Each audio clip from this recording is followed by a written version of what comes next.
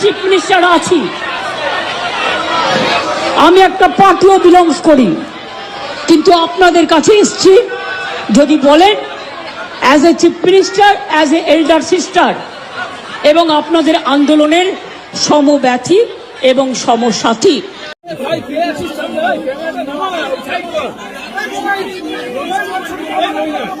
আমি আপনাদের কাছে যেটা বলতে এসছি, এত ঝড় বৃষ্টির মধ্যে, প্রাকৃতিক দুর্যোগের মধ্যে আপনারা অনেক কষ্ট পেয়েছেন।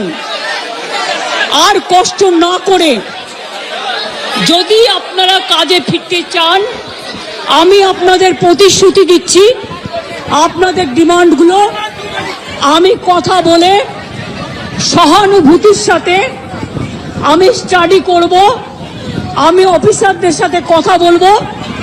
আমি একা সরকার চালাই না, আমার সাথে একটা chief secretary, home secretary, DG police সবাই আছেন। আমি আপনাদের বলতে চাই, আপনাদের ডিমান্ডগুলো আমি ভাববো, আমি চিন্তা করব। যদি কেউ দোষী হয় তিনি নিশ্চয়ই শাস্তি পাবেন এবং আমি চাই তিলোত্তমার বিচার হোক।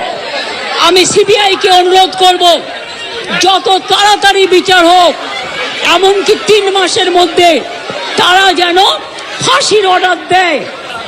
আপনাদেরও পরিবার পরিজন চিন্তায় আছে এবং আমি মনে করি অনেক মানুষও মারা যাচ্ছেন। আপনারা প্লিজ দয়া করে, আপনারা আমাদেরই ঘরের ভাই বোন, আপনারা কাজে যোগদান করুন এবং আমি বলতে পারি আপনাদের প্রতি আমি কোনো অবিচার করব না। আমি একটা কথা বলে যাই, হাসপাতালের ডেভেলপমেন্ট, ইনফ্রাস্ট্রাকচার সব কাজ আমরা শুরু করে দিয়েছি এবং করব।